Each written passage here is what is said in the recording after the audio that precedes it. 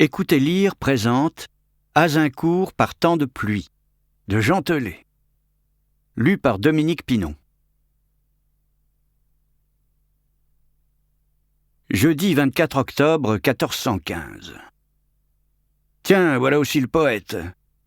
Parmi les plis remuants de sa bannière trempée, on aperçoit un serpent couronné avalant un enfant. C'est celle du duc Charles d'Orléans. Ô père, le neveu du souverain. Il semble jeune d'allure. 21 ans, à peu près votre âge, mes garçons. Son géniteur, frère cadet de Charles VI, ayant été assassiné, si Sa Majesté continue à perdre ses dauphins les uns après les autres, c'est ce gars-là, arrivant avec la fin du jour, qui deviendra roi de France. Oh ! S'en extasie en chœur le trio de rejetons entourant leur paternel. Robuste quinquagénaire, ganté de fer, et couvert d'une longue tunique orange sur laquelle sont cousues des bandes jaunes horizontales. En face, ruisselant d'eau coulant le long des manches de son manteau en peau de daim et coiffé du velours d'un petit bonnet bordé de perles, Charles d'Orléans, stoïque à cheval, allant au pas près de son porte-étendard, s'approche des quatre qui le scrutent pour être accueilli par le plus âgé d'un « Eh bien, on ne peut pas dire que vous nous apportez le beau temps, monseigneur. Il pleut encore plus que lorsque nous sommes presque tous arrivés en début d'après-midi. 1 semaine, paraît-il, que ça tombe ici continuellement à flot. On se demande même si durant la nuit, la rivière près de Ruisseauville ne va pas se transformer en torrent et inonder une partie de notre campement. Qui sont ces 3 soldats vêtus à vos couleurs, David de Rambure? Mes fils, Jean dit le Flamingue, Hugues dit le Danois et Philippe, seigneur du Ken. Ainsi que pour vous, ce sera leur première bataille. Tous s'impatientent de participer à la poursuite de l'ennemi héréditaire en déroute. « Il me tarde de manger de l'anglais », confirme Jean, dit le Flamingue.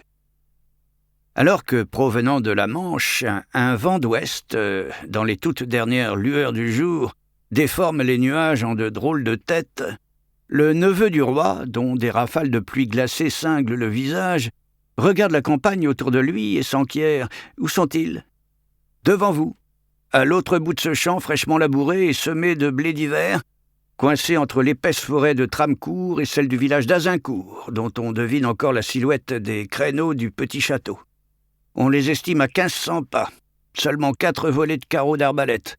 Mais même de jour, on ne pourra les apercevoir, car étant au sommet de ce terrain légèrement en pente, ils se terrent à la bascule du plateau, regroupés dans le hameau de Maisoncelles. Ils se savent tous condamnés, ces délaissés par la Providence. Aucun n'en réchappera, promet Hugues dit le Danois en bombant le torse. Je ne suis donc pas arrivé après la fête, s'en réjouit le duc d'Orléans. L'affrontement se produira demain à l'aube, l'informe le robuste quinquagénaire. Sommes-nous maintenant au complet? Demande le neveu du roi. On attend encore le duc de Brabant, passé d'abord célébrer un baptême en son château de Perne, à 20 lieues d'ici, et puis aussi le duc Jean V de Bretagne, à la tête de 2000 hommes, mais qui ne serait encore qu'au sud d'Amiens. Ceci dit, on n'a pas besoin de lui. Nous voilà déjà largement assez nombreux. Regardez autour de vous, monseigneur. Peut-être 30 000 fringants, alors que de l'autre côté du champ, ils ne sont que 6 000 malades. Parmi les fils va-t-en-guerre de David de Rambure, le 3e, Philippe, seigneur du Ken, excité comme un poulain qui ne tient plus en place, s'esclaffe et se marre. Venu de la mer vers la mi-août pour attaquer notre royaume par la Normandie, après avoir débarqué devant la petite ville fortifiée d'Harfleur, qui, sans aucune aide de l'armée royale, s'est défendue vaillamment et dont la prise a beaucoup trop traîné à leur goût, les Anglais, ne s'attendant pas à une telle résistance, ont tellement souffert sur notre côte humide. Les vivres qu'ils avaient apportés ont moisi. Leur roi Henri V a donc renoncé à remonter la Seine jusqu'à l'invasion de Paris et peut-être de toute la France. Philippe parle maintenant plus fort, à cause du vacarme de la pluie, percutant les sonores visières relevées des casques métalliques entourant les têtes assourdies à proximité. Quel déluge! Mais le seigneur du Ken poursuit. Début octobre, après avoir laissé dans Harfleur 1000 de ses hommes et tous ses canons parce que trop difficiles à transporter, le roi d'Angleterre a préféré longer la côte jusqu'à Calais, l'autre ville qu'ils détiennent en France, afin de retourner sur leur île. En route, ces troupes affamées et épuisées par des semaines de marche sous la pluie se sont jetées sur des moules de la baie de Somme, hélas pour eux, avariés. Une dysenterie foudroyante a ravagé l'armée anglaise et a tué ses soldats par milliers. Stoppés au sud de ce champ et à seulement 15 lieues du port de Calais, ceux encore dans les bataillons doivent se sentir découragés. D'autant qu'ils se trouvent maintenant face à nous qui nous sommes lancés à leur poursuite, et après les avoir contournés, leur barrons le passage au nord de ce champ. Intervient le Flaming, enthousiaste. Ces jeunes intrépides n'ayant jamais combattu, dont Charles d'Orléans, encore en selle, ont hâte de se couvrir de gloire et de faire grande bataille contre la famélique armée du roi d'Angleterre, dont ils connaissent l'état des troupes si mal en point. Les moules de la baie de Somme ont presque suffi à tous les tuer. Alors nous, pouf le Danois, ne pas parvenir à réaliser ce qu'ont pu faire des moules pas fraîches serait un comble. Pendant que tout le monde se bidonne, David de Rambure, découvrant derrière le cheval du duc des quantités de flambeaux qui approchent, s'exclame « Ah, mais, monseigneur, est-ce le vôtre, ce contingent qui progresse à pied dans la gadoue ?»« Je conduis une troupe de 500 hommes rattachés à mon propre commandement, » lui répond le possible futur roi de France aux yeux noisettes, long nez pointu, « mais aucun tireur de carreau pour vous, grand maître des arbalétriers, » précise-t-il à de Rambure qui ne s'en offusque guère. « L'ensemble des seigneurs m'en a amené près de 3000, c'est plus qu'il n'en faut. L'affaire sera vite réglée avec eux en première ligne. » Charles d'Orléans tique à l'écoute de cette dernière phrase pendant que le Flaming l'interroge. « Mais vous-même, prince de sang, risquerez-vous demain votre peau comme tout autre combattant ? » « Je dois, selon l'usage des grands, mêler ma vie à celle de l'État. Notre père vous surnomme le poète. En plus de l'épée, est-il vrai que vous maniez également la chanson, le rondeau ou la ballade ? César aussi était poète. Il avait appelé sa légion gauloise Alauda, l'alouette. »« Ah, c'est joli, » apprécie Philippe. « Vous avez sans doute rimé pour votre belle... Je me suis vite retrouvé veuf. Oh, pardon, je l'ignorais. » Le jeune homme de très haut rang, à la gravité souriante, mais qu'on sent pouvoir parfois devenir trop ambitieux, emporté, prend son autre tête de tendre prince rêveur en chuchotant « Quand souvenir me ramintoué, la grande beauté dont est pleine, celle que mon cœur appelait, sa seule dame souveraine, de tous bien la vraie fontaine, qui est morte nouvellement, je dis en pleurant tendrement, ce monde n'est que chose vaine. » Parmi les tourbillons de l'averse prise dans le vent, les fils du grand maître des arbalétriers demeurent sous le charme des vers à peine perceptibles, alors que leur père, moins sensible à ce genre de truc ou plus sourd, en interpelle l'auteur. « Derrière vous, et de part et d'autre de votre contingent, monseigneur, maintenant se garent tant de chariots d'intendance. Ils transportent en abondance succulents vivres, habits de guerre, vaisselle précieuse, meubles rares, des armes et... » Du premier véhicule bâché un peu à droite, derrière le duc, une fille descend en s'enveloppant langoureusement d'un châle jaune par-dessus sa robe blanche. Aussitôt les yeux de David de Rambure s'écarquillent. « Oh, mais c'est Fleur de Lys, l'amulette, le porte-bonheur des batailles. La dernière fois que j'ai baisé cette ribaude, annonce-t-il fièrement à ses fils, c'était avant la victoire d'Otée contre les Liégeois, je crois, ou bien en préambule de celle à Rousbeck, face aux Flamands qui y furent décimés. Est-ce que tu t'en souviens, toi, coureuse aussi de remparts ? » « Comment pourrais-je en avoir mémoire ?» lui répond la jolie trentenaire. « Depuis mes 12 ans, souvent, à dos de mule, j'ai continuellement chevauché, suivi et fréquenté tant de guerres. » Pendant qu'elle remonte sa chevelure châtain pour y glisser des baguettes et la retenir au-dessus de la nuque, le grand maître des arbalétriers fait l'article de la nouvelle venue. « Mes garçons, Fleur de Lys et bonne monture. Sa mère, déjà, l'était. Je me souviens qu'à la bataille de Poitiers... » Puis il demande à la pute « Comment va-t-elle ?»« Elle est morte du mal français. »« Ah, grimace David de Rambure avant de s'adresser au duc d'Orléans. « Mon grand-père a connu son arrière-grand-mère à Crécy. Quelle famille!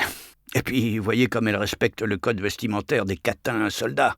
Sur elle, aucune gaze ou broderie, boutonnière dorée, perles, ni manteau de fourrure, mais un châle jaune pour que l'on sache qu'elle fait pécher de son corps. Où sont les autres filles, monseigneur ? Je n'en ai conduit qu'une, recueillie au bord de la route. Elle m'a dit venir de Champagne et reconnaissait à propos de cette beauté qu'il s'agit de celle qui est des ribauds de l'Estoile, pour la feste plus embellie. Sans doute, mais une seule. Rien que concernant mes arbalétriers, ils ne pourront pas tous s'y dégorger les rognons. C'est au duc Jean V de Bretagne que fut confié le transport de 300 armoricaines destinées à divertir les hommes d'armes. Si, tellement en retard, il ne se trouve vraiment qu'au sud d'Amiens, les lanciers et les mercenaires des milices vont être énervés cette nuit. Peu me chaud se débarrasse du problème Charles d'Orléans que le grand maître des arbalétriers commence à gonfler. « La raison de cette bataille ?» demande à David de Rambure la douce voix grave et envoûtante de Fleur de Lys cherchant à changer de sujet. « On veut empêcher les Anglais de rentrer chez eux. » Vous préféreriez qu'ils restent en France ? Le père des 3 novices en matière de guerre agite ses pupilles au ciel, pluvieux. Elle est drôle et ne comprend rien à la chevalerie, mais bon, du moment qu'elle sait faire du bien aux chevaliers, viens par ici, ajoute-t-il en l'attrapant brutalement par un bras et éclatant d'un rire de sanglier éventré. La fille tourne vers lui un sourire d'hermine aux petites dents cruelles. Le cheval du duc souffle des nuages. Des gens de trait en paire de brais et bottes s'approchent du châle jaune qui les aimante. Parce que l'un d'eux tend son flambeau vers elle, un souffle de vent pousse sur Fleur de Lys une gerbe d'étincelles. Le bas de sa robe se souille debout. Le quinquagénaire emmène la docile en lui plaquant trop violemment au cul une main gantée de fer. Elle lâche un petit cri, se plie en deux, glapissant de douleur, ce qui déplaît à Charles d'Orléans. Dans son langage, orthographe, grammaire, conjugaison et vocabulaire, de poète médiéval, il prévient et menace le grand maître des arbalétriers. « Pensez donc de bien l'aimer. Échangiez vos vouloirs outragieux, ou je vous ferai guerre telle. » Puis, à la gracieuse champenoise qui pivote complètement son ravissant visage vers lui, il demande excuse en 2 vers et, la tutoyant, « Très belle fleur, que je ne pensais faire chose qui desplaire te douait. » Il voudrait aussi comprendre. « Pourquoi venais-tu par là, Fleur de Lys ?»« L'avoine me fait hennir. »« Pour t'enrichir, donc. »« Oh, ce que je gagne denier après denier en ces endroits et loin du trésor de Venise. » Enfin, pour conclure, le neveu du roi questionne de Rambure. « Où se trouve le commandant en chef de l'armée, Charles d'Albret ?»« En allant à gauche, vous reconnaîtrez la bannière du connétable au sommet d'un mât, près de sa tente. Mais voilà le prévôt des maréchaux qui vous y conduira. Il vérifie aussi les ravitaillements et place les contingents de nouveaux arrivants. » Le grand maître des arbalétriers et la petite pute vont à droite. En souliers à talons plats, ses pieds à elle parfois dérapent dans la vase, mais lui la rattrape alors par la taille et s'amuse à singer le poète. « Ne te plains plus, car cause n'a pourquoi. » Des torches enduites de pois flamboient. Des reflets argentés de côtes de mailles dansent. En façade de chariots débordant de mai, des écussons et des étendards s'exhibent. Des tonneaux de vin sont glissés dans le bourbier de toute une ville de tentes très colorée par de grands feux, où l'on jette de la paille, du foin provenant des villages de Ruisseauville et d'Azincourt. Beaucoup s'approchent des brasiers afin de s'y réchauffer, sécher un peu leurs gants bisons, vestes de toile rembourrées ou leurs brigandines. Partout, c'est plein de rires, de bruits de gens qui crient, s'appellent, de boucans de pages en livrée ruisselante, de musiciens qui règlent leur vielle. Des valets promènent des chevaux pour qu'ils ne prennent pas froid. Les piétinements de leurs sabots dans la boue se mêlent à ceux des mules. Tout le camp militaire français illumine la nuit d'automne. C'est partout de la gaieté en pensant à l'ennemi là-bas qui sera broyé. Le Robuste conduit la catin à soldat lui rappelant « Te souviens-tu qu'avant l'affrontement de Roosbeek, ou bien était-ce celui d'Otey, dans le brouillard à quelques minutes de la bataille, je te cherchais à tâtons. Suite à la victoire, nous avons tué aussi les prostituées des Flamands ou des Liégeois. Mais après leur avoir fait l'amour, chevalerie tout de même !» À l'écart, au bord de la forêt d'Azincourt, les deux arrivent sous une oriflamme orange rayée de bandes jaunes, celle de David de Rambure, ondoyant et goûtant au-dessus de charrettes débâchées. Sur leur plateau gisent en vrac d'énormes tas d'arbalètes à rouet ou à treuil, munis de systèmes de poulies, de manivelles. Le quinquagénaire entraîne la jeune femme derrière ses véhicules afin d'y jouer discrètement à cache-cache avec elle. Sous son châle jaune, la robe trempée de fleurs de lys colle à son corps et en annonce les formes. Longeant des armes de traits dégoulinantes, elle demande « Laissant tes arbalètes sous l'averse, tu ne crains pas que la pluie en détende les cordes ?» L'autre lui rétorque « Mais de quoi tu te mêles ?»« Longbowmen, que chacun décorde son arc pour mettre le fil de chanvre au sec. » Un peu en hauteur, au sud de ce qui sera demain matin un champ de bataille, chaussé de bottes déchirées sous la peau de chevreuil râpée de ses braies et agitant son menton en galoche, un capitaine continue d'expliquer, en anglais, aux archers qui l'entourent, que ceux parmi vous qui vont tête nue ou simplement coiffés d'osier enroulent la corde de leur arme, afin de la donner à un autre, qui se les entassera sur le crâne avant de leur couvrir de son casque en cuir bouilli. Ensuite, cherchez un abri où vous entretiendrez le matériel de guerre. Mais tout ça en silence, et seulement dans la pénombre, sinon... Regardez par là, notre souverain, Henri V. Du côté indiqué, au centre du hameau de Maisoncelles, près d'un chêne centenaire aux branches étalées, le jeune roi d'Angleterre, 29 ans, habillé d'une cotte de maille, couverte d'une cape rouge décorée de 3 léopards et tenant une épée à la lame ciselée, chevauche un destrier gris qu'il fait avancer. Extrémité nouée à l'arrière de la selle royale, une grosse corde se tend en passant par-dessus une branche de l'arbre et redescend verticalement jusqu'au cou d'un archer qui s'élève en l'air au fur et à mesure que le cheval progresse. Présentant à tous son profil gauche, le monarque des Anglais se retourne pour reluquer le condamné se débattant hors du sol sous la pluie. Il se secoue de spasmes éclaboussants puis s'immobilise, langue pendante. Le roi tranche la corde pendant qu'un longbowman regrette à voix très basse « Pendre un de ses archers comme s'il en avait trop pour demain matin affronter les Français. » Exposant son visage dans l'autre sens, Henri V laisse voir à la faible lueur d'un flambeau son profil droit, ravagé par une énorme cicatrice, qui épate encore ses soldats dont l'un se rappelle « Souvenir de la bataille de Shrewsbury ».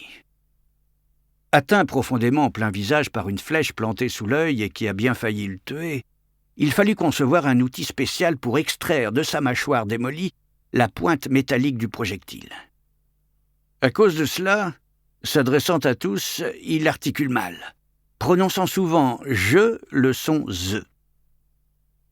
J'avais dit aucune lumière intense, et celui-là a enflammé une botte de foin prétextant qu'il ne voyait rien. J'exige aussi le silence. Si un noble fait du bruit, je lui ferai ôter son armure, et si c'est un archer, il aura les oreilles tranchées. Devant le teint très pâle, cheveux coupés au bol et regard glaçant du souverain à demi défiguré, certains partent vider leurs intestins derrière des buissons de houx, désirant ardemment que ce soit sans sonore flatulence. Moralement, les tireurs d'arc sont au plus bas. Ils n'ont plus envie de guerroyer. Ils voudraient rentrer chez eux. Parasés depuis des semaines, ils semblent tous être des vagabonds. Mais, suivant la discipline de fer du roi, ils n'osent sonner mot et s'éparpillent vers les étables, granges du hameau et de ses alentours, d'où ont fui les paysans lorsqu'ils les ont vus arriver. Henri V, prenant ses quartiers dans une ferme de Maisoncelles, demande à son oncle, le duc d'York, et au comte de Suffolk qui l'accompagne, s'ils savent comment se nomme l'endroit où il se trouve.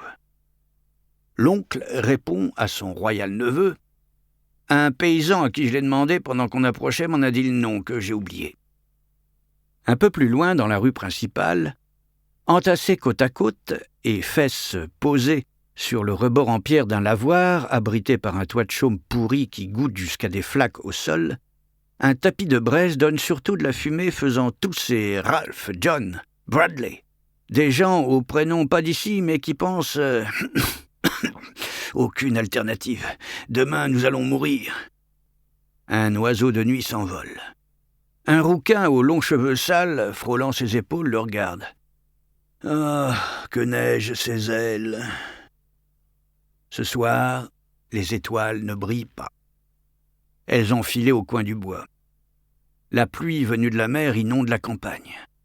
Des souffles d'averses presque à l'horizontale transpercent les habits, noient les pensées des Anglais en haillons pris au piège des Français, mais qui, tête basse et épuisés, s'emparent quand même d'arcs non cordés qu'ils frottent d'une paume le long du bois d'if afin de l'imbiber de cire et de suif. Ces nouveaux arcs gallois, particulièrement longs, longbows, mesurent 2 mètres, et, fort peu courbés, ne ressemblent plus à leurs équivalents turcs, très arrondis, utilisés au Moyen-Orient. Mais il faut pouvoir s'en servir. Une telle arme lourde réclame une force de demi-dieu grec pour tendre sa corde jusqu'à l'oreille. Alors, quand tu es pris dans une épidémie de dysenterie, que tu as la chiasse au cul, vas-y toi, tends la corde.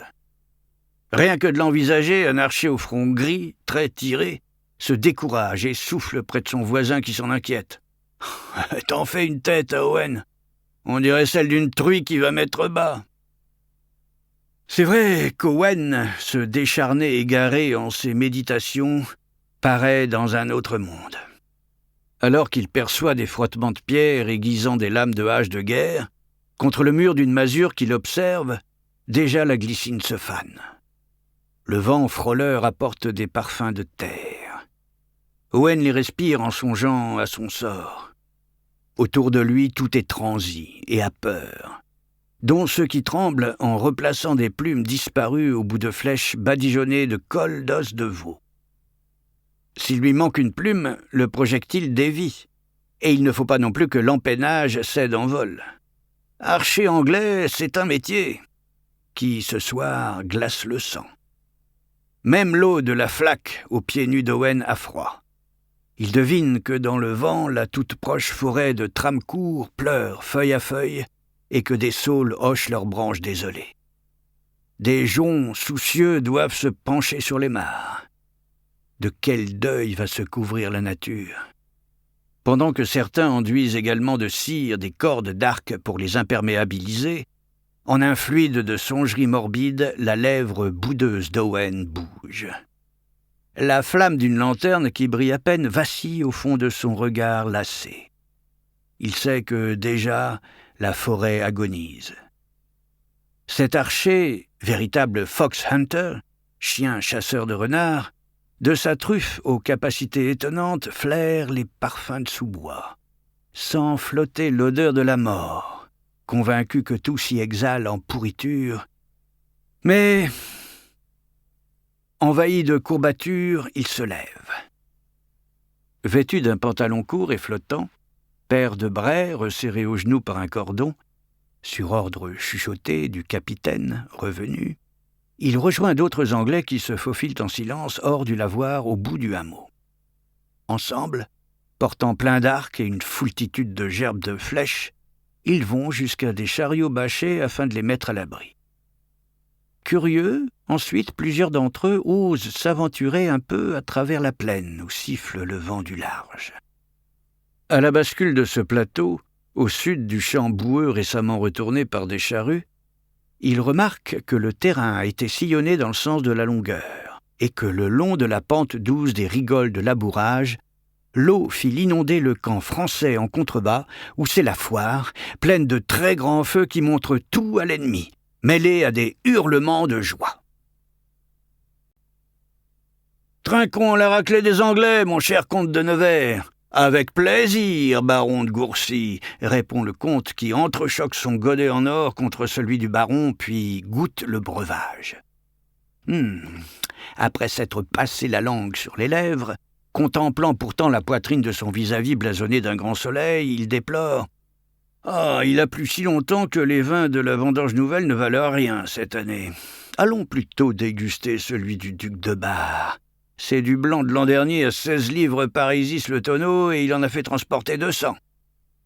Vous pensez que ça suffira pour la soirée? Les deux se marrent. Les crépitements d'averses sur le champ se mêlent à leur rire.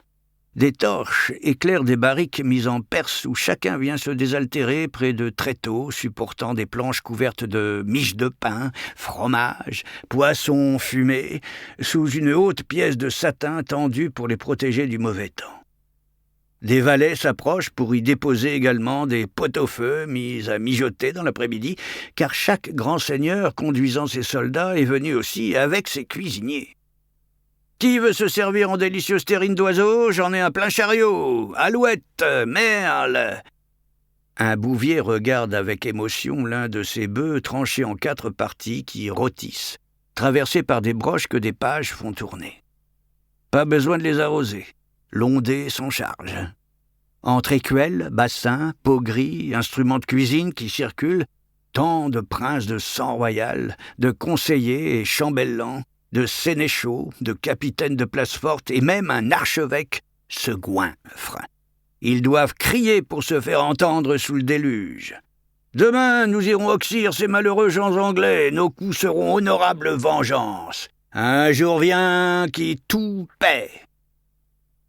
Esprit de fête et, à foison, des bannières déployées montrant des emblèmes surprenants, plantes, animaux, astres, objets parfois insolites.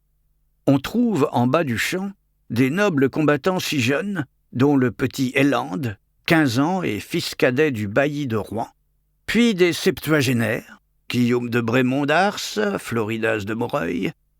Au nom du suzerain, l'ensemble des seigneurs du royaume a été convoqué sous promesse de s'en trouver pour cette année exempté de taille et de fouage, impôts.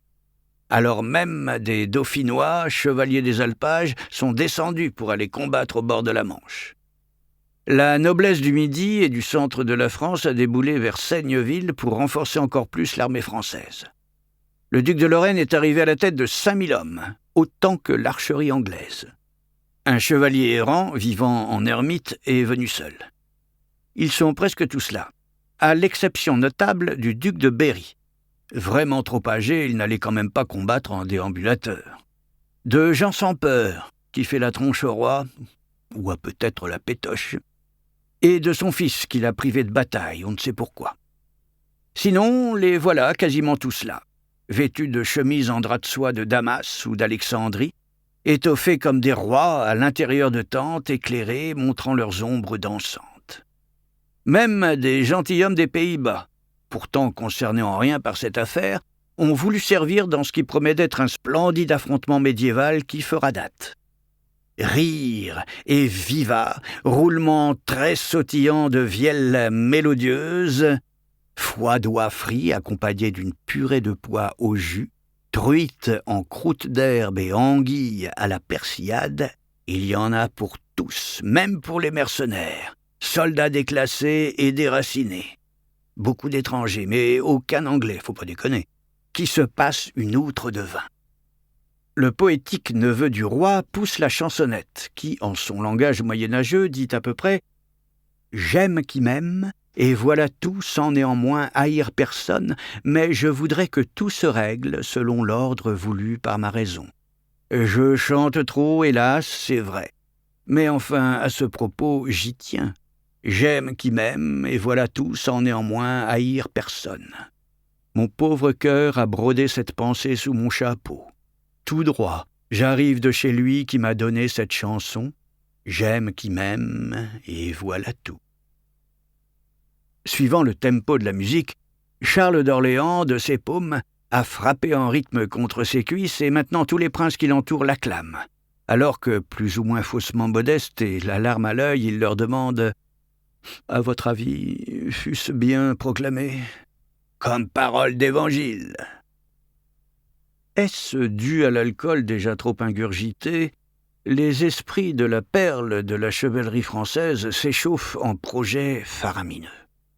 Pourquoi n'en profiterions-nous pas, puisque nous sommes tous ici, pour aller en Angleterre, voir ce pays et ces gens, prendre la même voie qu'ils ont prise pour venir en France? À Calais, on monterait à notre tour en mer, et par là, on irait tout détruire sur leur île. Un comte, à la cape armoriée de 2 dauphins verticaux percutant leur ventre, se vante, lui, que s'il capture Henri V, il le promènera à Paris dans une cage. Un duc, orné d'un gigantesque épi de seigle doré sur son gambison de cuir, propose de parier avec qui voudra les noms des nobles anglais qu'il tuera. Des gentilshommes picards, illustrés de faucons sur fond vert, jurent qu'à de hautes lignées à qui l'on doit donner du Sir et du My Lord, ils donneront surtout de l'épée, et qu'il n'y en a aucun doute que c'est noir sur blanc comme une tache tellement l'affaire est évidente. D'autres proposent de jouer au dé afin de savoir à qui on laissera l'honneur d'égorger le roi des Anglais. On va lui faire passer le goût des balades en France. Je mets 1000 ducats sur sa tête, s'enflamme un haut baron. Messire Guillaume de Saveuse, armorié par l'emblème d'une truelle, dodeline du front. Moi, je suis fâché que ces troupes malades et exténuées soient si peu nombreuses, car je suis sûr que demain matin, dès qu'il verra notre immense armée en place, il laissera son courage tomber dans la sentine de la peur, et pour tout exploit nous offrira l'exorbitant montant de sa propre rançon. Passant par là, en redescendant sa robe le long de ses jambes, Fleur de Lys, à qui personne n'a rien demandé, commente quand même « Trop de confiance en soi et mauvaise conseillère ». La rabat-joie, qui réajuste aussi son châle jaune, vient s'étonner à côté du maréchal Boucicaut. Puisque, épuisés, ils doivent peut-être déjà s'endormir, pourquoi ne pas aller de suite les exterminer à la lumière de torches flamboyantes, sous leurs abris de maisoncelles? Ça ne serait pas chevaleresque. Le maréchal, comme les autres dignitaires de l'armée, est uniquement préoccupé à organiser belle bataille. Tout autour, le boucan des Français. Ils font la fête en avalant des oignons et des fèves arrosés de verjus. Ils s'apostrophent bruyamment, font la bringue, tellement sûrs d'eux. Azincourt par soirée de bamboche. Ils s'esclaffent à l'aise et prennent du bon temps. Quel transport d'allégresse! Ils chantent à tue-tête des couplets paillards. La nuit, ici, semble parée de guirlandes d'éblouissement. Leur humeur est charmante. Certains réalimentent en bois de grands feux pour émouvoir davantage l'anglais. Profitant de l'éclairage intensifié, Fleur de Lys s'approche du champ qu'elle voit mieux près du connétable Charles d'Albret, commandant en chef de l'armée, à qui elle demande « Monseigneur, vous plairait-il que je parle ?»« Oui, dites ce que vous voudrez. » C'est embêtant que ce champ de bataille choisi par vous ne soit pas un vrai rectangle et qu'il se resserre beaucoup au milieu à cause des 2 forêts qui l'étranglent de part et d'autre. Cela gênera la trajectoire de vos charges de cavalerie. Et puis, curieuse idée de vous être installé en bas du terrain. Il vous faudra monter sa pente boueuse pour les rejoindre au centre, ce sera fatigant, alors qu'eux n'auront qu'à se laisser glisser jusqu'à vous. Il aurait donc été plus pertinent d'aller les provoquer là-haut sur le plateau, à découvert.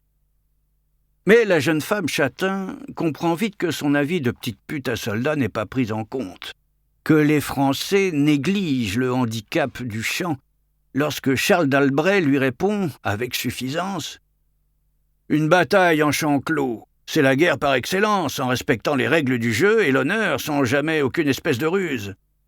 La chevalerie, aimant le luxe et les festins, a aussi sa conception des hostilités. Nous avons toujours agi ainsi, c'est notre tradition ancestrale. » Ayant entendu les observations de la ribaude, un certain Pierre de Noailles, à l'œil bandé, dit Le Borgne, lève son unique pupille au ciel pluvieux. « Oh, mais tu vas bientôt finir, donneuse de leçons. Tu deviens gonflante à force. » Ancien compagnon d'armes de Bertrand du Guesclin, Le Borgne, coiffé d'une métallique salade à Bavière et portant harnois de jambes, tiers de cuirasse gravée de son emblème seigneurial, un fil à plomb dont la devise est « toujours droit et debout », chuchote à Fleur de Lys de venir avec lui. La fille sait ce qu'il veut, mais, découvrant plus loin des destriers de combat qu'on commence à revêtir d'acier et d'or, elle alerte encore.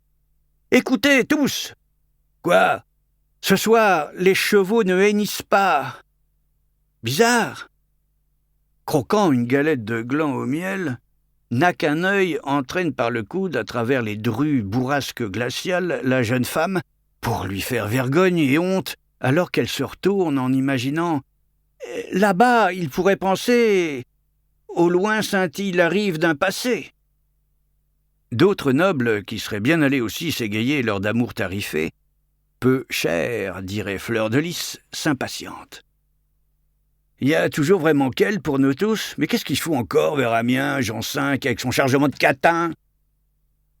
Le duc de Bretagne doit chevaucher en avant, mais à petite foulée, persifle un comte.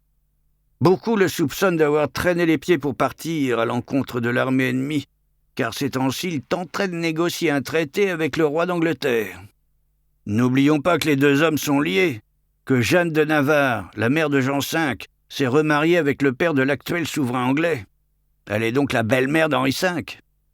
Ils agissent souvent comme ça, les Armagnacs. C'est dans leur tempérament. Qu'a-t-il donc le tempérament des Armagnacs ? Sagace, piqué au vif, un baron anti-bourguignon. La France, divisée en deux parties, les Armagnacs et les Bourguignons, s'en trouve depuis longtemps au bord de la guerre civile. Les Armagnacs, on compte peu guère leur faire confiance, même pour livrer des ribaudes, revient à la charge l'accusateur. Oh, j'en suis tout courroucé d'ouïr cela. Entre le comte bourguignon au regard rusé et le baron du parti des Armagnacs, la tension monte.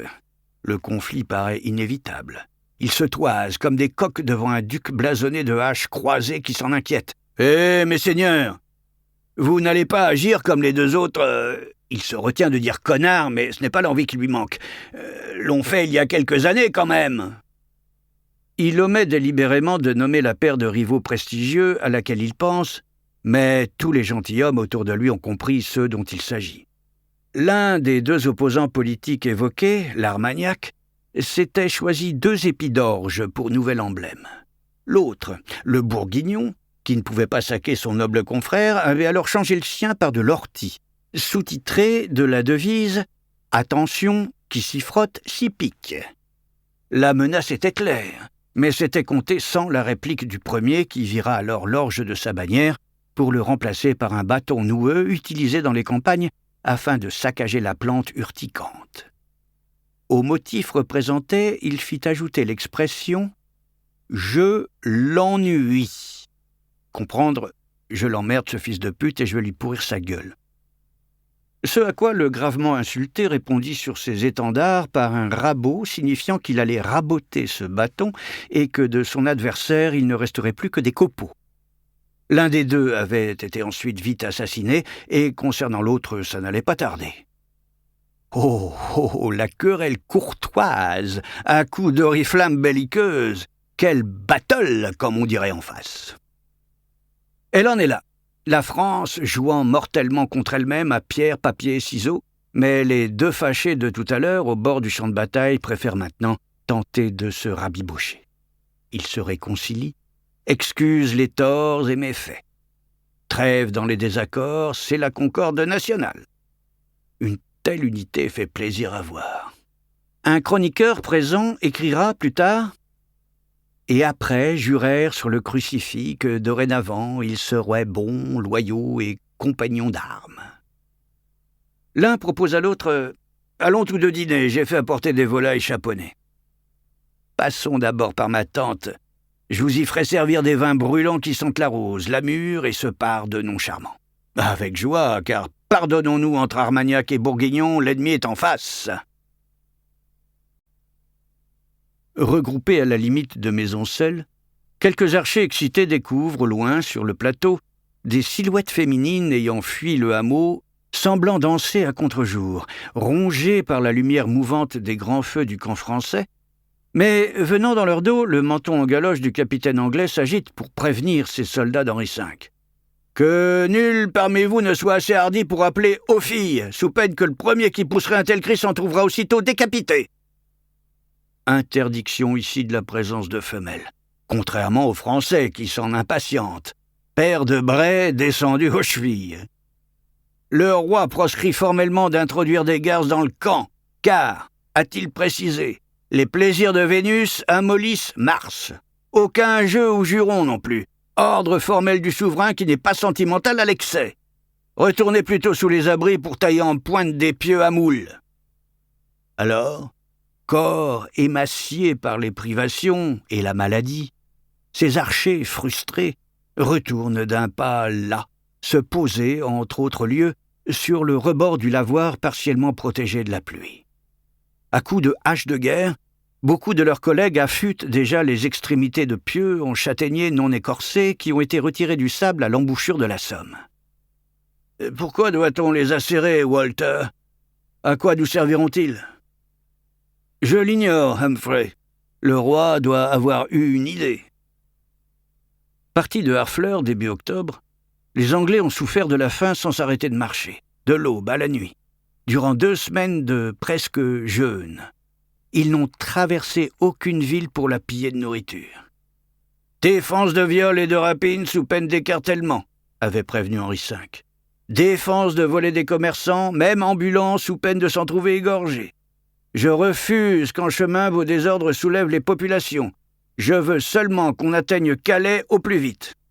D'ailleurs, même les petites cités fortifiées nous ferment leurs portes, car elles savent qu'on ne prendra pas le temps d'attaquer leurs remparts pour avoir à manger. Tant pis si la colonne d'hommes que vous formez s'en trouve durement éprouvée. Le long des haies, vous n'avez qu'à cueillir des mûres, des noisettes, sans jamais ralentir le pas. » Quand, découvrant la quantité de pieux de Bouchot envahis par des moules de la baie de Somme, les soldats anglais ont voulu se jeter dessus, le roi l'a défendu. « Pas de temps à perdre pour vous rassasier là comme si vous étiez dans une auberge. Contentez-vous de désensabler les pieux garnis et de les étendre sur les plateaux de nos chariots débâchés. Reprenant la route vers Calais, vous n'aurez qu'à vous relayer au bord des véhicules afin d'arracher des pieux les mollusques que vous mangerez tout en avançant. » Ils en ont bouffé. Ils en ont bouffé des moules crus ôtés, des cordes enroulées en spirale autour des pieux. Souvent, ils croquaient directement leurs valves oblongues d'un bleu ardoise. Ils mâchaient le tout et avalaient. Y avait-il un problème de fraîcheur concernant les moules, expliquant qu'elle n'ait pas été cueillie par les mytiliculteurs? Était-elle avariée? Toute l'armée anglaise a failli en crever. Pris d'une fulgurante épidémie de dysenterie, 2000 archers et quelques nobles hommes d'armes sont tombés, raides morts, abandonnés dans les fossés. Les autres, enfiévrés, à hurler, progressaient en chiant dans leurs brais. Maintenant, acculés au bivouac de Maisoncelles, ces survivants, des vraiment rugueux, tous entachés de mauvais vices et d'ordures, sont des criminels de droit commun. Celui-là a tué son fils à coups de pique-feu. Cet autre, aux yeux très bleus, dominé par des buissons de sourcils blonds, a réglé au couteau une querelle d'ivrogne. Son voisin affamé avoue « J'étranglerai ma mère pour une écuelle de fèves. » Henri V n'a pas hésité à ouvrir son armée à ces manœuvres, cordiers, bouchers, charpentiers ayant commis des délits graves. Toi, pour cause de braconnage qui s'est très mal terminé, tu as le choix entre la potence au pays ou risquer ta peau en France. Je vais plutôt aller en France. Le vent crache comme un chat sur ces accoutumés à la violence qu'ils ont banalisée et à laquelle ils sont préparés. Certains, âgés, boitent en souvenir d'anciennes luxations lors de bagarres de taverne, tandis qu'un prêtre arrive en gueulant. « Qui est venu voler toutes nos hosties pour son goinfré? Qu'il aille au diable !» Il y ira. Que savent-ils d'eux-mêmes, ces hors-la-loi? Rien, sinon que leur destin les mène. Devant le curé, à tour de rôle, ils se mettent en règle du côté de leur conscience. Sans bruit, tout bas, ils murmurent des fautes presque inaudibles. On entend à peine ce qu'ils confessent. Dans l'intensité du moment, vers un Dieu supposé, ils désespèrent, ces hommes à la fois simples. L'un, à la peau que la syphilis n'a pas épargnée, regarde le ciel. Peu attentif aux paroles du prêtre, il fixe le roulement des nuages. La pluie mêlée au vent lui glace les os alors qu'il relate un péché sans trop y penser. « Bon, j'ai attaqué une vieille puis je l'ai violée. »« Ah oui, quand même !» À 1500 pas au nord des pratiques religieuses du camp anglais, une autre liturgie, au rite d'une symbolique un peu complexe, s'apprête à débuter quand le maréchal Boucicaut grimpe sur une barrique dressée afin d'être vu de tous ceux qui lui font face dans les rafales de pluie. En long manteau, et coiffé d'un vaste chaperon ruisselant d'une eau qui coule sur ses épaules, ce barbu de 51 ans, au regard surmonté de sourcils s'élevant sur les côtés comme des ailes, prend la parole. Au nom de notre souverain absent pour une raison que nous connaissons tous. « Ah ben non, moi je l'ignore. Pourquoi n'est-il pas présent, Charles VI ?» demande Fleur de Lys assise très à l'écart sur une bombarde française. Un sergent des forces d'appoint, debout devant elle, lui répond « Ribaude, il est des sujets sur lesquels il vaut mieux éviter de s'étendre. Lève-toi plutôt et tourne-moi le dos en soulevant ta robe. » Boucicaut, lui, debout sur sa barrique, s'adresse maintenant plus précisément à ceux qui attendent au premier rang, dont le comte de Nevers et Charles d'Orléans. « Mes seigneurs, qui cette nuit seraient adoubés, sachez qu'on entre en chevalerie comme en religion. Pour nous, faire la guerre est un privilège, non pas un métier, mais un art de vivre et de mourir à cheval, pour défendre le royaume selon nos principes ancestraux. Disciplina militaris. Que vous soyez désigné pour faire partie de l'ordre de l'Étoile ou bien de celui de la très noble maison, vous allez connaître la fraternité d'armes, avoir le sentiment d'appartenir à une même communauté. Vous appliquerez sa doctrine morale de la guerre, selon les traditions immuables remontant au temps des Carolingiens. » Fleur de Lys, sur la pointe des pieds dans la boue et maintenant buste à plat le long du fût en bronze noirci du canon, à deux mains se retient aux leviers qui permettent de régler l'inclinaison du tir, tandis qu'elle interroge encore le bousculant sergent derrière elle. « Le roi est-il malade ?»« On pourrait dire ça. Il souffre d'où ?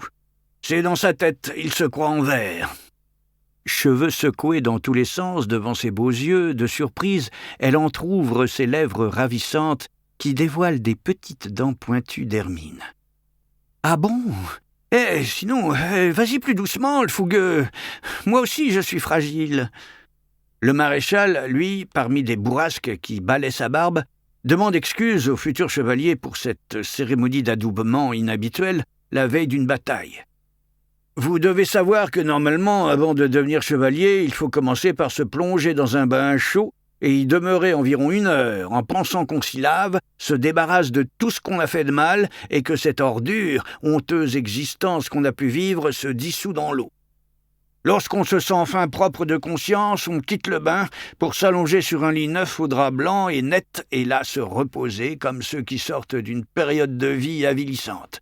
Ensuite, on doit s'habiller de 7 linges superposés, puis d'une cotte rouge, en signifiant qu'on est prêt à épandre son sang pour toutes les droitures qu'un chevalier est tenu d'accomplir. À côté de 4 autres bombardes, entre des tonneaux de poudre et des boulets en pierre vaguement sphériques et entassés, Fleur de Lys, une joue posée sur les motifs moulés du fût en bronze, se prend à rêver près de la bouche à feu. Un roi en verre. Charles le Fol se fait installer des attelles en bois le long de ses bras, avant-bras, doigts et puis aussi sur les côtés des jambes, le dessus des pieds, soupire le très actif sergent près du bouton de culasse de la grosse pièce d'artillerie. Cerceau en acier également autour de sa poitrine. Il interdit qu'on le touche de crainte de s'en trouver brisé en 1000 morceaux. Pris dans son illusion de verre, il demeure parfois muet des journées entières et ne reconnaît plus personne, même pas sa femme, Isabeau de Bavière. « Tu me reconnaîtras, toi, plus tard ?» demande la trentenaire châtain qui se redresse parce que l'autre en a fini avec elle. « Toi, c'est pas pareil. Tu es une catin. » Le connétable Charles d'Albret, faible boiteux de petite taille, lève la tête vers le maréchal Boucicaut qui poursuit. « Puis un futur chevalier doit se chausser de souliers noirs, en signifiant que de terre il est venu. Qu'en terre il retournera à sa mort, et alors, pour ceux, doit mettre tout orgueil à ses pieds. Seulement ensuite, 2 chevaliers lui apporteront une ceinture blanche pour lui ceindre la taille, en signifiant que tout son corps se trouve environné de netteté et de chasteté. » Rabaissant jusqu'à mi-cuisse les anneaux métalliques de sa cotte de maille, Pendant que Fleur de Lys relève un pan du châle jaune qui a un peu traîné dans la vase, le sergent soulagé des burnes devient plutôt volubile concernant Charles VI. Aussi précautionneusement que s'il était en vers, il paraît que toutes les nuits, insomniaque, il erre lentement dans l'hôtel Saint-Paul, en regardant le sol et que souvent il oublie qu'il est monarque.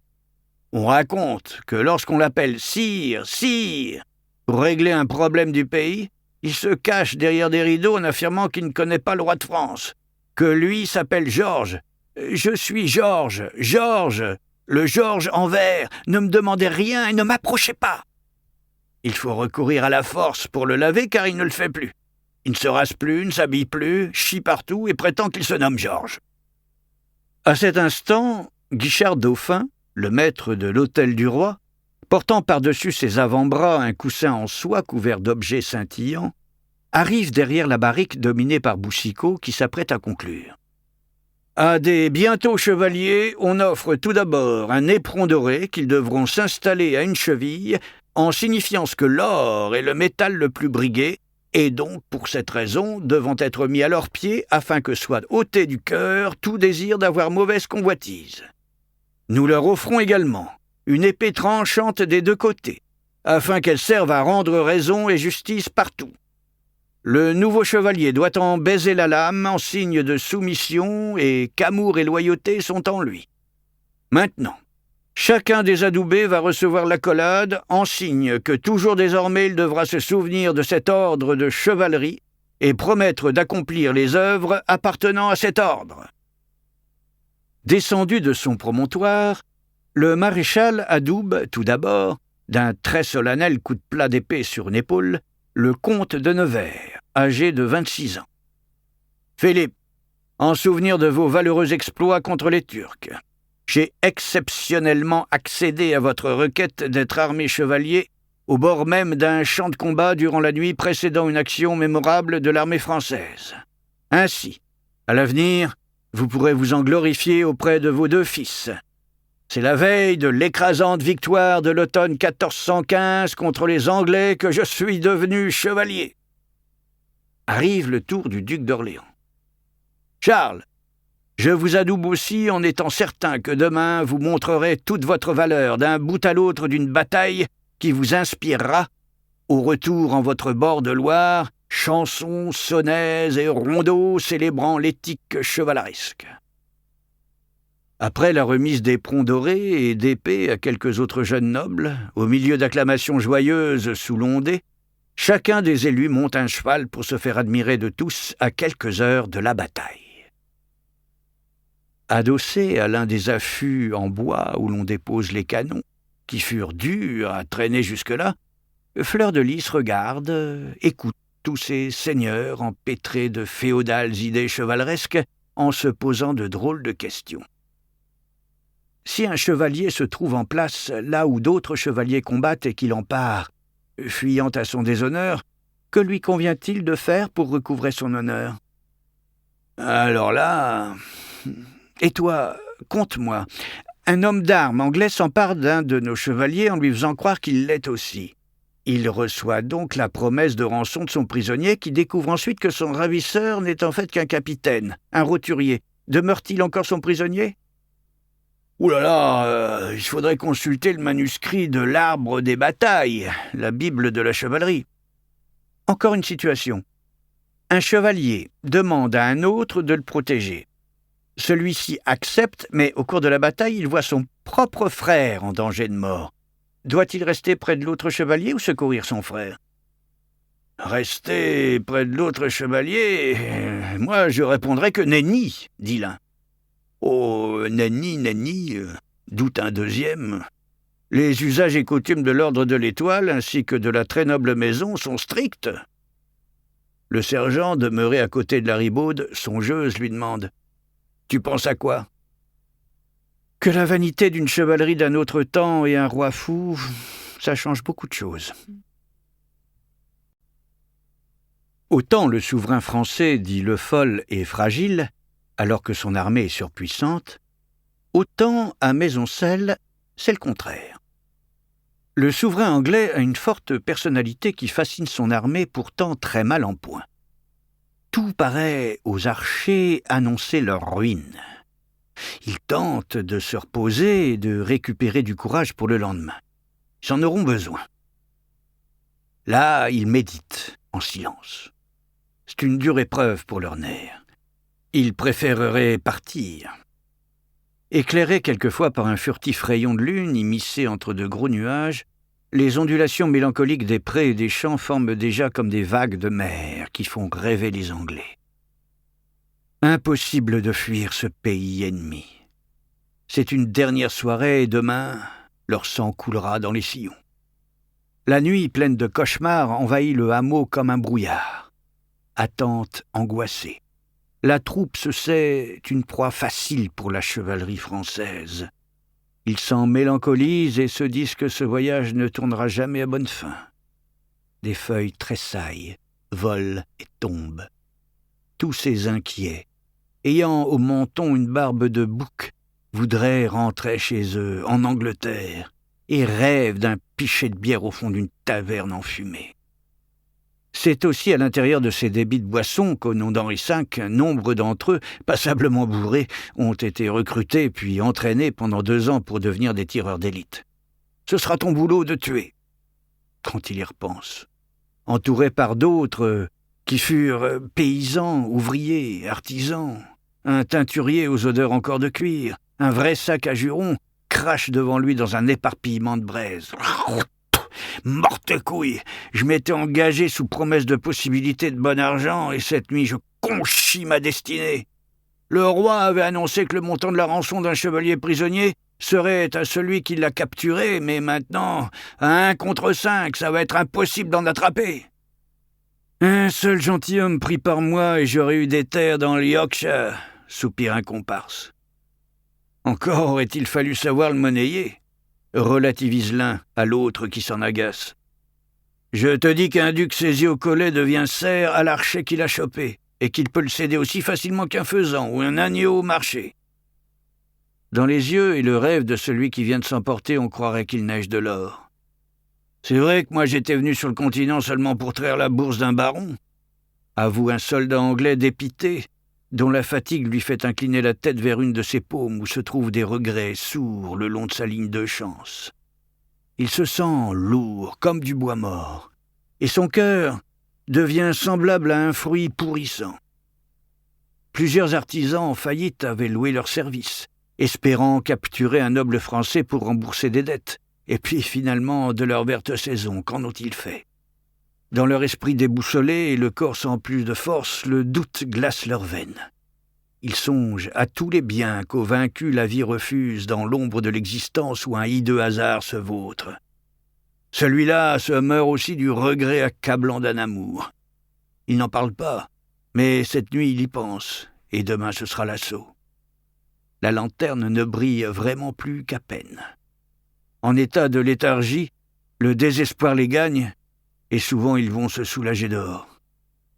Il fait de plus en plus froid, et demain fait frémir. Entre des paupières qui se ferment, la nuit s'étire, au souvenir du son attendrissant d'une insulaire voix consolante, de la douce nostalgie de temps envolés.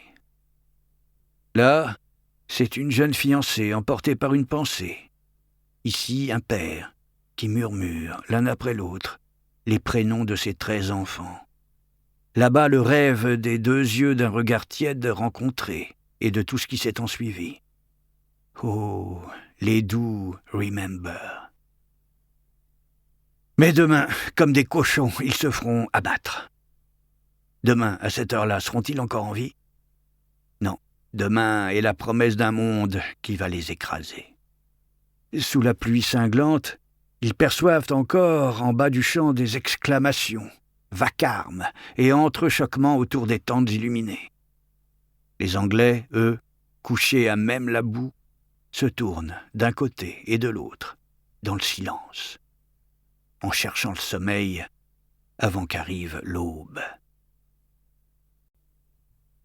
À coups de marteau, à même la bête, un gros valet en livrée aux armes de son maître rive des attaches de pièces métalliques autour des épaules du chevalier qu'il commence à revêtir d'une armure, tout en expliquant le métier à un jeune page en apprentissage. Pour un fer vêtu, l'un des endroits vulnérables se trouve sous les bras parce que la pointe d'une dague, épée, pourrait aller lui crever les aisselles. Alors il faut entourer au mieux les épaules de spalières et s'assurer qu'elles ne ballottent pas. L'ensemble d'une armure, toujours sur mesure, doit devenir tel qu'un collant d'acier. À Nuremberg, Augsbourg, Milan se trouvent les meilleurs faiseurs d'Europe. À Bordeaux, c'est moins bien. Un second valet s'approche, conduisant un âne chargé des plus de 40 kilos de ferraille, des 2 plaques courbes d'un plastron pour couvrir la poitrine et le dos du guerrier, d'une braconnière destinée à protéger le ventre et les reins, d'une paire de tassettes qui devront être placées contre les hanches, de cuisseaux, genouillères, grévières qui seront installées de haut en bas des jambes jusqu'à des solerets aux lames articulées et bouts très pointus. Chaussant le seigneur combattant, le gros valet explique au page. « Si avec ça, retenu aux chevilles, tu donnes un coup de pied dans le ventre d'un ennemi, tu le tues. Mais bon, encore faut-il pouvoir lever la jambe. » Partout, ça entreprend joyeusement les préparatifs de la bataille. Les non-combattants, près d'hommes d'armes, s'affairent sous la pluie. Dans la boue qui s'amplifie sont transportés fers et clous pour les sabots des chevaux parmi la débauche de couleurs vives des fiers oriflammes déjà dressés, illuminés par tant de torches flamboyantes. Entre les mains de son gros valet, qui lui couvre maintenant les membres supérieurs de brassards métalliques, cubitières et canons d'avant-bras, afin de le préparer à ses charges de chevalerie meurtrière, duels au corps à corps, le noble de 60 kilos, qui tout à l'heure en pèsera plus de 100, tourne la tête vers la grande tente éclairée du connétable, à l'intérieur de laquelle il reconnaît la voix de Charles d'Orléans, qui s'écrie « Mais qui a rédigé sur un parchemin ce plan de bataille manuscrit truffé d'inepties ?»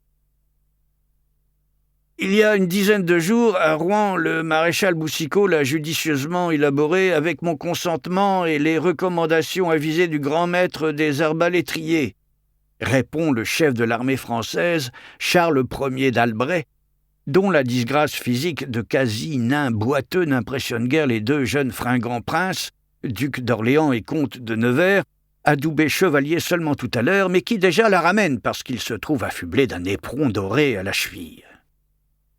Dans la vaste tente du connétable, où s'est réuni tout l'état-major, le comte de Nevers a les jambes très écartées et le bassin plaqué contre le rebord d'une table sur laquelle tamponne un index rageur de Charles d'Orléans par-dessus l'écriture du plan de bataille, dont l'encre s'est délavée à cause des gouttes de pluie.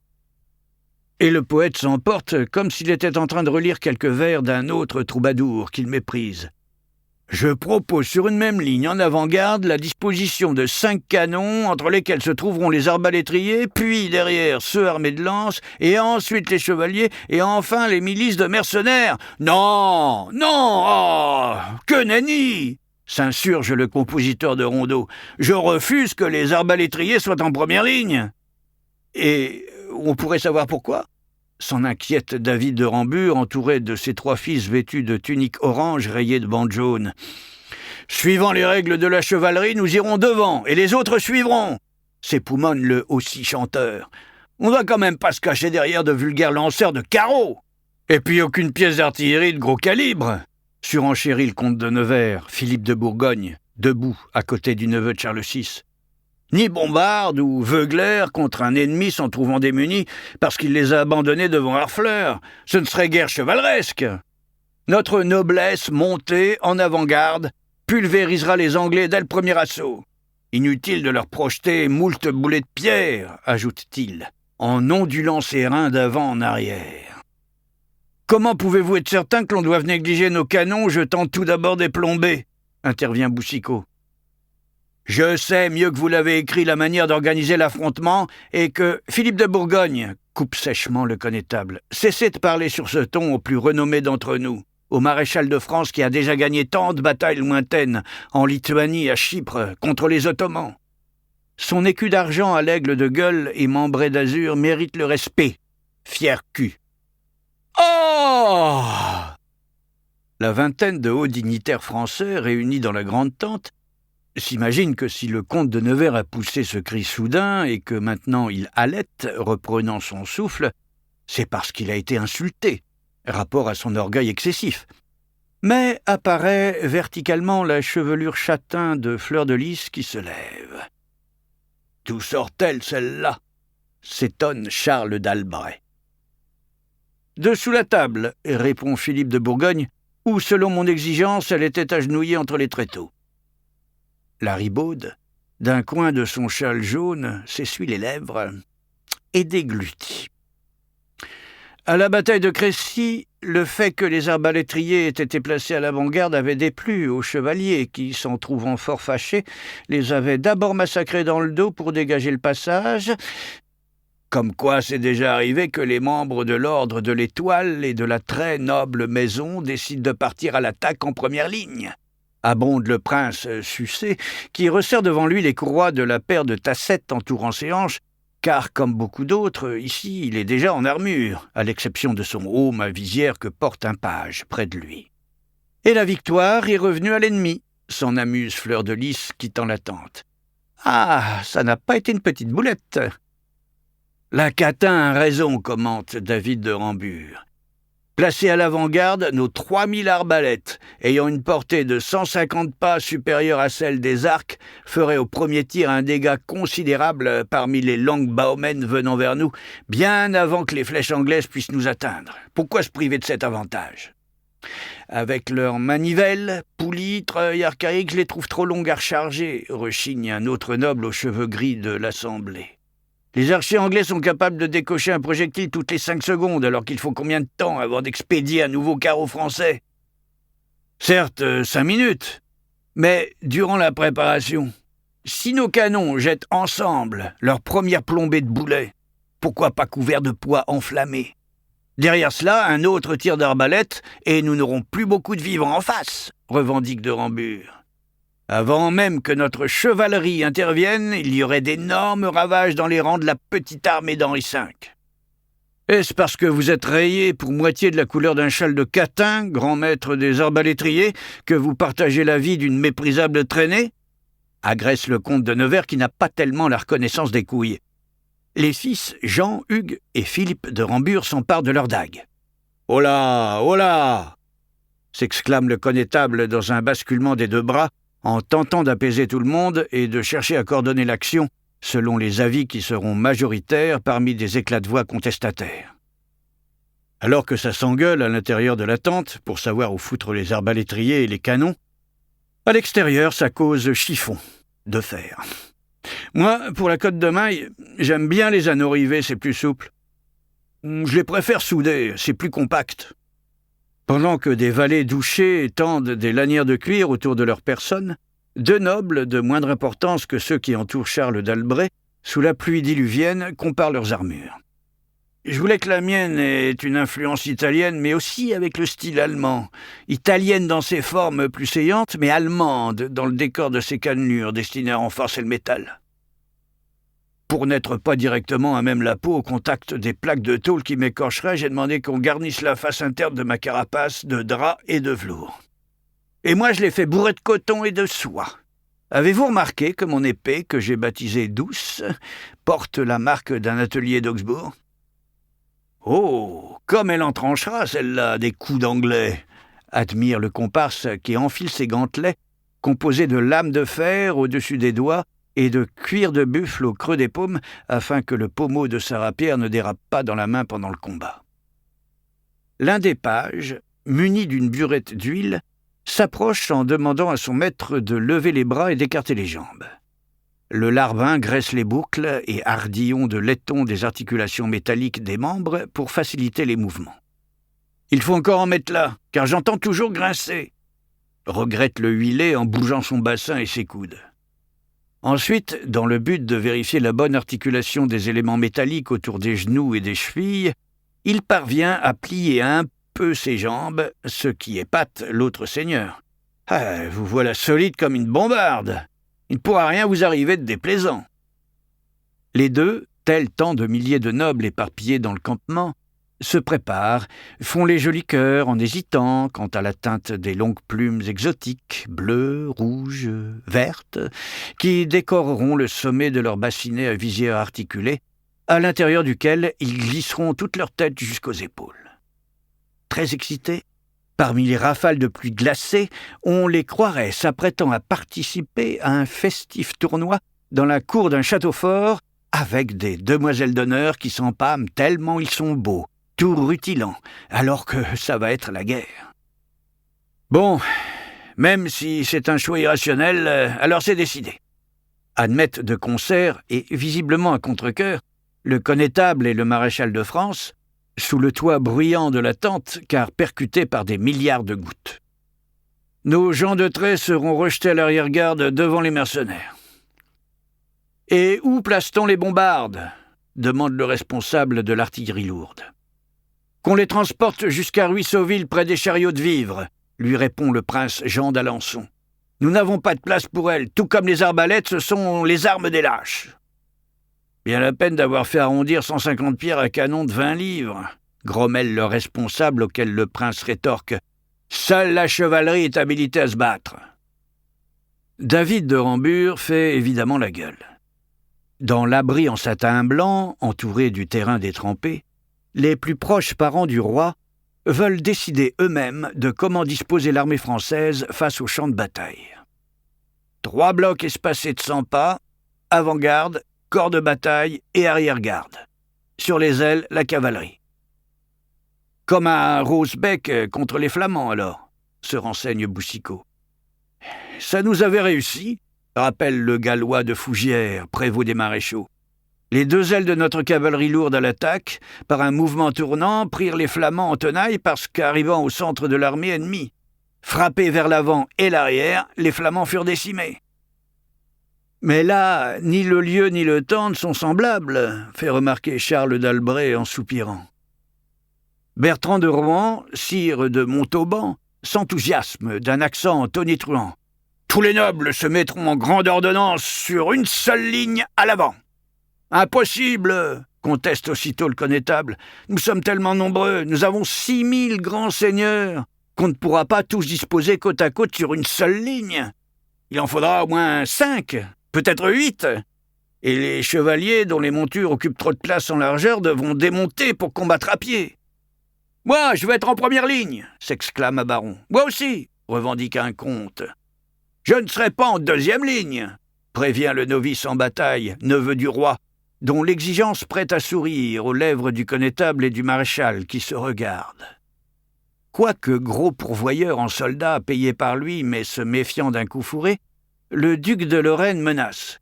« Si on ne me jure pas que je serai en première ligne, je rembarque de suite mes milliers d'hommes et retourne à Nancy. Avez-vous idée de combien me coûte cette bataille ? Et je devrais me retrouver, mettons, en 4e ligne ?